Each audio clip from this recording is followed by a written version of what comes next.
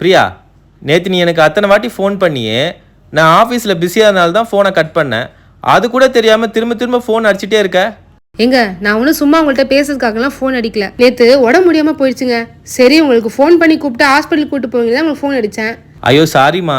ஏங்க ஒன்று நல்லா புரிஞ்சுக்கோங்க. ஒருத்தவங்க உங்களுக்கு ரிப்பீட்டடாக கால் பண்ணுறாங்கன்னா ஏதாவது முக்கியமான விஷயம் சொல்கிறதுக்காக தான் கால் பண்ணுவாங்க. நீங்களாம் ஒன்று புரிஞ்சுக்கிட்டு ஃபோன் அட்டன் பண்ணாமல் இருந்தீங்கன்னா அப்புறம் ஏன் தான் ஃபோன் அட்டன் பண்ணலன்னு ஃபீல் பண்ணுவீங்க. இனிமேல் யார் ஃபோன் பண்ணாலும் உடனே எடுத்துருவோமா?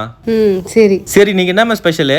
சூப்பர் ஹெல்த்தியான சிறுதானியம் வச்சு அடை தோசை செய்யலாமா? இது செய்யறதுக்கு ரொம்பவே ஈஸி அண்ட் டேஸ்ட்டும் ரொம்பவே சூப்பராக இருக்கும் அண்ட் ரொம்பவே ஹெல்த்தியும் கூட. இது செய்யறதுக்கு ஒரு மிக்சிங் பவுலில் ஒரு சின்ன டம்ளர் சைஸ் அளவுக்கு பச்சரிசி சேர்த்துக்கோங்க. அதே சைஸ் அளவுக்கு கருப்பு கவுனி அரிசி, அதே சைஸ் அளவுக்கு சிகப்பு அரிசி, அதே டம்ளர்ல 1/4 டம்ளர் கிட்ட கம்பு, 1/4 டம்ளர் கிட்ட கேழ்வரகு சேர்த்துக்கோங்க. இதோட 2 டேபிள் ஸ்பூன் கொள்ளு, 2 டேபிள் ஸ்பூன் சோளம், 2 டேபிள் ஸ்பூன் காராமணி, 2 டேபிள் ஸ்பூன் பச்சை பட்டாணி, 2 டேபிள் ஸ்பூன் வெள்ளை பட்டாணி, 2 டேபிள் ஸ்பூன் காஞ்ச மக்காச்சோளம், 2 டேபிள் ஸ்பூன் கருப்பு உளுத்தம் பருப்பு, 2 டேபிள் ஸ்பூன் பச்சை வேர்க்கடலை, 2 டேபிள் ஸ்பூன் பச்சை பயிறு, 2 டேபிள் ஸ்பூன் பாசி பருப்பு, 2 டேபிள் ஸ்பூன் கடலை பருப்பு. இது எல்லாத்தையும் தண்ணி விட்டுட்டு நல்லா ஒரு 2ல இருந்து 3 வாட்டி கிட்ட நல்லா வந்து வாஷ் பண்ணி எடுத்துக்கோங்க. நல்லா கிளீன் பண்ணி எடுத்ததும் திரும்பவும் தண்ணி விட்டுட்டு தட்டு போட்டு மூடி ஒரு 3ல இருந்து 4 மணி நேரம் கிட்ட ஊற வச்சு எடுத்துக்கோங்க. பருப்புங்களாம் நல்லா ஊறி வந்துருச்சு. இப்ப மிக்ஸி ஜார்ல ஒரு 5ல இருந்து 6 காஞ்ச மிளகா, ஒரு 6 பல்லு பூண்டு, ஒரு துண்டு இஞ்சி, ஊற வச்சிருந்த அரிசி பருப்பெல்லாம் தண்ணியில இருந்து நீக்கிட்டு மிக்ஸி ஜார்ல சேர்த்துக்கோங்க.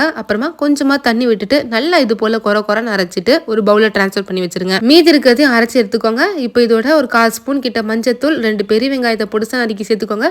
கொஞ்சமா கொத்தமல்லி கருவேப்பிலை பொடிசா நறுக்கி சேர்த்துக்கோங்க. இந்த மாவுக்கு தேவையான அளவுக்கு உப்பு இதெல்லாம் சேர்த்துட்டு நல்லா வந்து கலந்துக்கோங்க. மாவு பாத்தீங்கன்னா ரொம்பவும் கெட்டியா இருக்கக்கூடாது, அதே சமயம் ரொம்ப தண்ணியாவும் இருக்கக்கூடாது. இந்த கன்சிஸ்டன்சில தான் இருக்கணும். இப்ப சூடான தவால மாவை இது போல நல்லா தேய்ச்சி விட்டுருங்க. கூடவே ஒரு ஸ்பூன் கிட்ட எண்ணெய் விட்டுட்டு ஒரு பக்கம் நல்லா வெந்ததுக்கு அப்புறமா மறுபக்கம் திருப்பி போட்டு வேக வைங்க. இப்ப 2 பக்கமும் நல்லா வெந்துருச்சுன்னா அவ்வளவுதான், சூப்பரான மில்லட்ஸ் அடை தோசை ரெடி. எப்பயும் ஒரே மாதிரி இட்லி தோசை சாப்பிடுறதுக்கு ஒரு வாட்டியாச்சு இந்த மில்லட்ஸ் அடையை ட்ரை பண்ணி பாருங்க. ட்ரை பண்ணி பார்த்துட்டு எப்படி இருந்துச்சுன்னு கமெண்ட் பண்ணுங்க.